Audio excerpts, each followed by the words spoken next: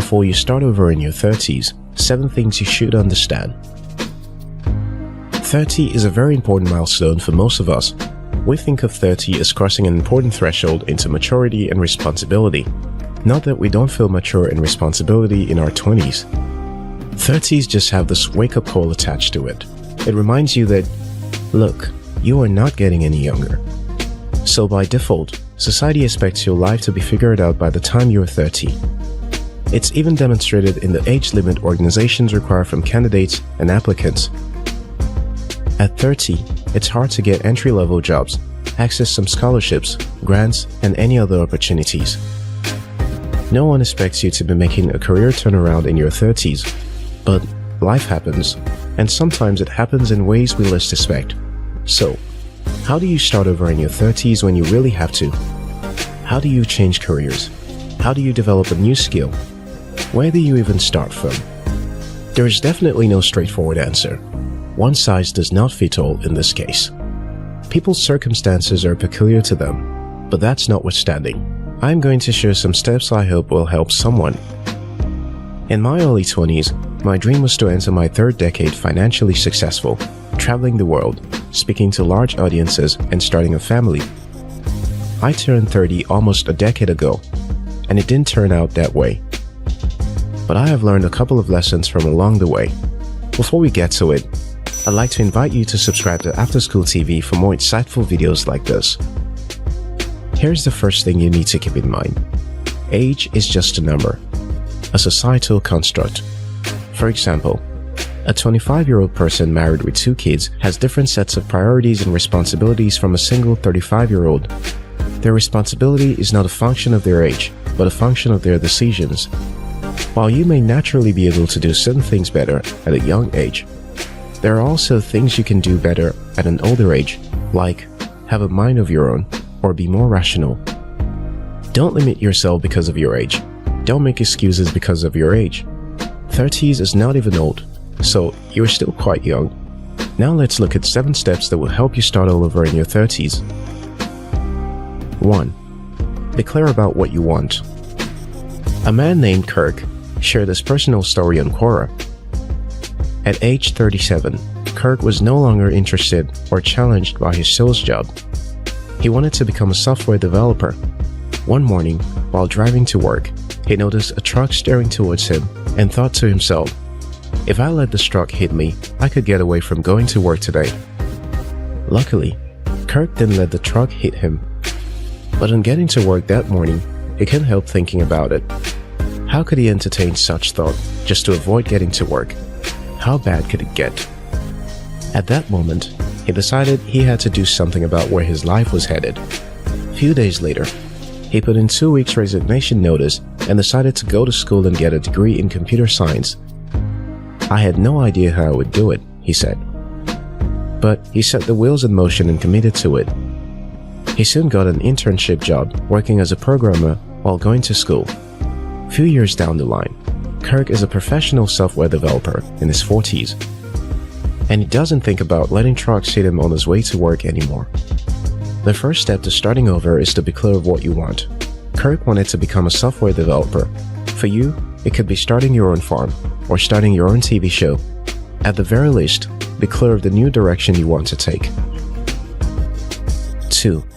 Identify why you want this change.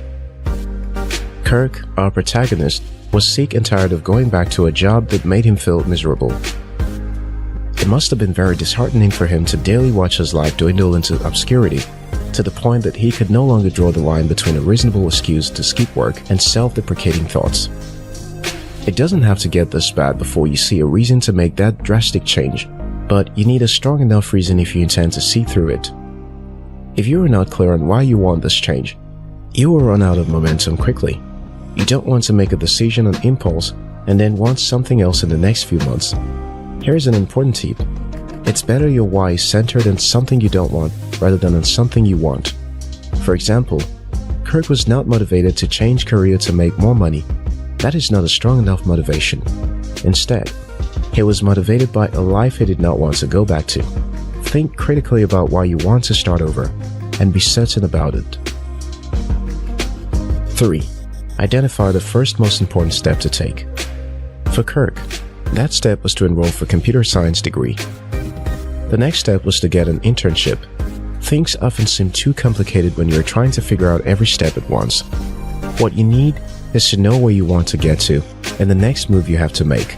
Be clear on where you're going to, but only focus on your next move. You don't have to figure out all the steps. You just have to know what you want, why you want it, and the first most important step you need to take, and then the next. 4. Refine your network. When I decided to move on from building construction to web development, I knew I needed to reevaluate the people in my network. The reason is quite obvious. On one hand, you don't want to invest your time with people that will discourage you from staying consistent in your new path. On the other hand, you need people to encourage you and people with experience in your new path for guidance, access to information, and opportunities. Having the right people around you can make a difference between your success and failure. 5. Focus your energy and time. Your newfound calling will require focused energy and effort above the level you are currently operating on. You can't afford to waste your energy on distractions and scattered efforts. You don't have the luxury of time at this point. If you cannot focus, it does not matter how well you manage your time, you'll still end up wasting it. Eliminate distractions. Focus all your energy into your one goal. 6. Set goals aimed at personal growth. At first, you don't want to focus on getting external results. You want to focus on growing into the person your new life demands. This means that your success should be measured on the progress you're making in your experience and knowledge, and not on a single outcome or your destination. 7. Stay consistent.